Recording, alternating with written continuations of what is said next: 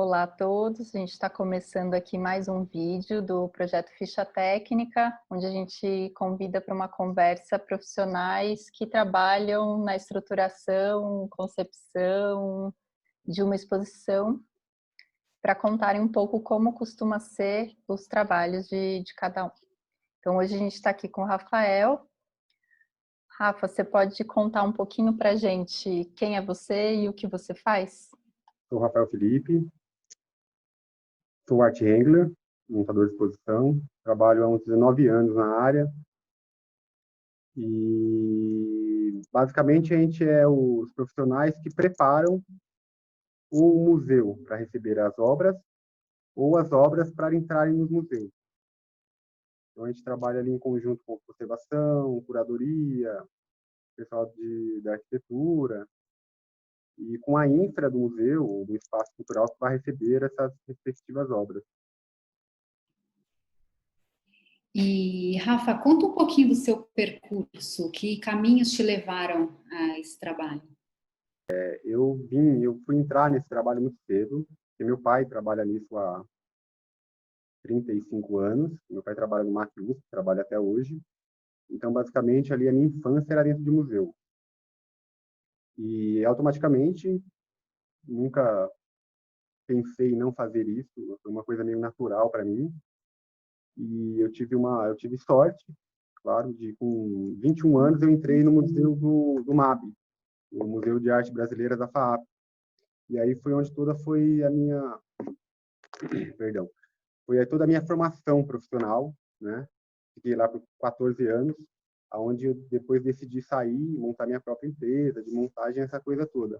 Eu cursei artes plásticas lá e foi isso, basicamente isso. Mas a bagagem maior do meu profissional foi mesmo nas montagens, dentro de museu, que é onde você vê vários aspectos, né? Tanto não só de montagem, como de conservação, iluminação, essa coisa toda. Você é meio que um técnico ali em várias áreas. Rafa, e você falou um pouquinho no começo, assim, desses outros profissionais que costumam estar junto, né, do seu trabalho, da sua atuação. Queria que você falasse um pouco mais, assim, né, em termos práticos, quando você vai trabalhar numa exposição, quem são essas outras figuras que costumam estar muito junto e do qual o seu trabalho acaba dependendo, de certa forma, ou contribuindo diretamente? Normalmente, nós trabalhamos com o artista, em geral, quando o artista é vivo, ou quando ele está na montagem. E aí tem um curador, que é o cara que idealiza a exposição. E aí vem a conservação ou restauro, são aqueles que estão lá para cuidar do bem-estar das obras. Aí tem a montagem, né? E então a gente fica nesses meios entre conservação, curadoria, para entender a questão da conservação e a questão da curadoria e como a gente vai usar das nossas habilidades de art handler para expor essas obras, tanto como quadro, instalação, essa coisa toda. A gente trabalha sempre em conjunto ali, na questão da conservação, né, de manuseio de obra, a questão da umidade relativa, temperatura, que a gente pode, como eu posso dizer, materiais a serem trabalhados próximos às obras, que obra que pode usar isso, aquilo, e a ideia, né, do que interfere e o que não interfere, que aí entra na questão curatorial. Quais materiais vão interferir numa obra, e aí é mais instalação, e quais não vão interferir. Entra muito nessa questão. Rafa, acho que dentro disso que você contou um pouquinho de como acontece o seu trabalho, você pode compartilhar com a gente algumas histórias, algumas situações que você considera interessantes, que você já tenha vivenciado dentro da sua atuação? A gente montou, ano passado, eu participei da montagem da exposição do Weiwei, foi aqui na Oca. E foi muito peculiar, porque ele trabalha com quantidades, muita quantidade. Então, tinha uma instalação que era 124 toneladas de vergalhões. E isso veio da China, né? Da China, não só da China, veio de várias partes do mundo, tinham pequenas instalações, né? Ele dividiu essas instalações, e 124 toneladas foram divididas, e tinha na França, tinha na China, estava alguma coisa nos Estados Unidos, na galeria, e aí na OCA, como foi a maior exposição dele, veio tudo para cá. Então a gente, junto com a curadoria, que era do Marcelo Dantas, e nesse caso não entrou conservação porque era vergalhão, assim, não tinha muito o que conservar, né? E com a produção e com os auxiliares do Weiwei, do Ai Weiwei, a gente ficou uns 15 dias, né, carregando vergalhão de várias espessuras para fazer, eu não lembro, acho que o nome da instalação de fato, mas lembrava um mar. Então tinha umas ondas, tinha uns vãos assim, e era um trabalho árduo, de fato, muito pesado, que a gente ficava basicamente das 10 às 4 encaixando barras de vergalhões de ferro, uma do lado da outra, porque tinha que ficar nivelado. E tinham, assim, para ter uma ideia, umas 8 camadas de uma instalação que devia ter uns 15 metros de comprimento por uns 3 de largura. Essa foi bem complicada. Nessa mesma montagem, tivemos uma outra instalação que tinha 36 toneladas de sementes de girassóis, porém, elas eram todas de porcelana pintadas à mão. Era muito bacana, assim, era fascinante, mas era 36 toneladas. Então, era assim, semente não acabava mais. A gente, nossa, a produção trabalhou junto, e a gente fez um tablado inteiro, isso foi na OCA, dessas sementes, assim. Foi um trabalho bem legal. Conservação teve, mas um pouco mais leve, porque, enfim, não tinha como não danificar uma ou outra, porque a gente tinha que andar em cima para espalhar camada por camada, e foi usado carrinho de mão, foi bem peculiar, pá, sabe, enxada, porque era muita coisa mesmo. Essa foi bem bacana, assim, foi uma experiência diferente, esses anos que eu estou na montagem. Tiveram outras também, mas essa foi bem peculiar, bem grandiosa, colocaremos assim. O Rafa, ouvindo você falar, descreve um trabalho muito delicado, né? Que exige uma delicadeza, né? Um cuidado com aquilo que está sendo tratado, né? Não é só quando a gente pensa em montagem, né? Talvez a gente pense de um lugar um pouco grosseiro, né? De colocar na parede, mas ele é um trabalho delicado. Fala um pouco sobre isso, né? Parece até um contraponto, né? Você falou do vergalhão que não precisava de conservação, mas é delicado, né? Exige um cuidado ali. Fala um pouco mais sobre isso. Eu costumo pensar que existe um respeito, independente do material que você trabalha. Que, paralelamente a isso, eu trabalho no MASP, que a gente trabalha com Picasso, Van Gogh, e não só os cuidados que cada um requer, mas a gente procura ter o respeito necessário para uma obra de arte, independente qual seja o artista. O respeito eu acho que tem que ser o mesmo. Isso, na minha opinião, que faz um profissional legal, essa questão. E tem esse diferencial, é claro, né, de trabalhos. No Weiwei você tinha vergalhões, aí no MASP a gente trabalha com quadros super delicados, de 100 anos atrás. A gente montou uma exposição ano passado do coleção Landman, que eram de tecidos. Tinha tecidos que tinha ali uns 200, 250 anos para mais, eram super delicados. Então você tem um respeito também, mas um cuidado maior, é óbvio. E aí a conservação trabalha mais, fica muito mais em cima, porque o modo de pegar, o modo de transportar, o modo da gente fazer a vitrine, tem todo um diferencial, né?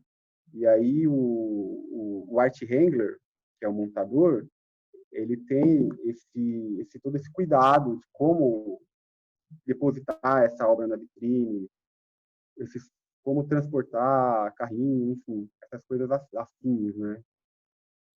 Acho que seria interessante também se você contasse para a gente um pouco como costuma ser o seu processo individual de trabalho, assim, em termos de etapas, né?